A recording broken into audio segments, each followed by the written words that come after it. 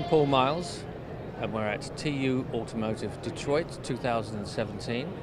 And here I am at the Tourmaline Labs stand with Dr. LuKas Kuhn. He's founder and chief technical officer. Hi, thanks for joining me. I just wanted to ask, what makes Tourmaline Labs product different in the market? Yeah, that's a very good question. So what we're focusing on is on driver behavior analytics to truly understand how the driver is doing, but not only just from a superficial point of view, looking at how many hard brakes you did and how that potentially influences what you're doing, but much more so looking at it in terms of context. Like for instance, if you brake very hard, then in the context of an off-ramp, that maybe makes sense because you just slow down from high speed. If you go up and down the hills, because you live in an area where there are lots of mountains, then more braking is just natural because you have the elevation levels. And the same thing is with weather, the same thing is with regional differences.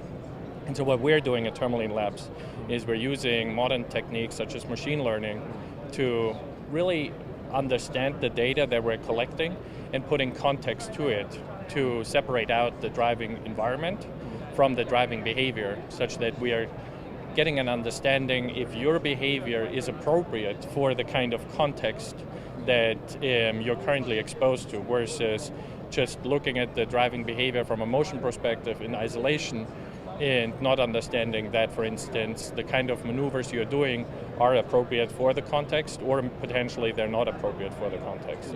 Exactly.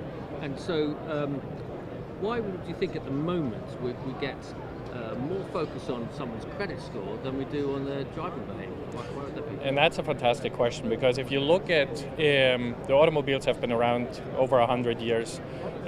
We have all touch points with transportation, and yet at the same time, in most industries, like leasing a vehicle, which you basically borrow a vehicle for 3 years and then give it back. Same thing with auto insurance.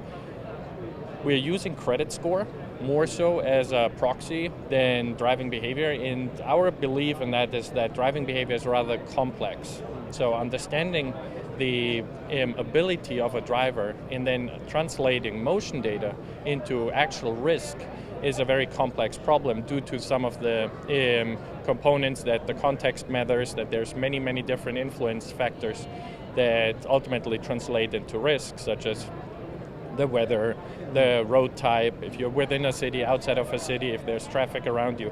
So given that there's so many more touch points of data that needs to basically be analyzed and taken into consideration, it's something that's more complex, more difficult, and the data wasn't that broadly available before and now becomes available. And so now there's more and more of an uprise of that technology, versus, for instance, credit scoring is interesting, where the transactions that are being monitored in order to rate you, they are widely available. They have been available for a long time, hence the scoring on how you do in terms of credit scoring is something that's therefore much easier to gain an understanding on how good you're doing, versus, for instance, driving behavior, which is very regional, very different in many different dimensions, and hence much harder to understand if you're actually doing an appropriate job to the context you're in, or if you're potentially a more risky or a less risky driver than others. And what signs do you see that this sort of technology is gaining ground among consumers? And that's a great question. Like when we started as a company a couple of years back, one thing that there was sort of like this initial hype of usage-based insurance, and that we all gonna switch over very rapidly. But then there were also many questions that sort of like were in the market of, should we really get access to that data? Is it really useful? Is it really that predictive? And over the last 2-3 years, we're seeing a lot of traction that people have an understanding that, for instance, a fuel consumption makes a huge difference based on the driving behavior. I may not be able to change that for the type of work you need, for instance, a truck that is inherently taking more fuel than a sedan.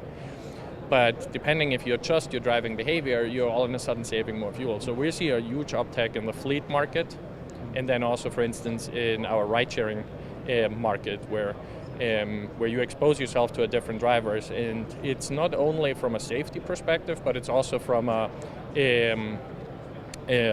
user experience perspective, that if you have a good experience riding with someone, then that's something that customers truly appreciate. And so we see a lot of move in that direction, that understanding driving behavior is something that has many different outlets across different industries, but that it really helps people to feel more safe, to feel more comfortable, to have a better user experience, and then ultimately also it adds to the bottom line in more and more companies adopting that.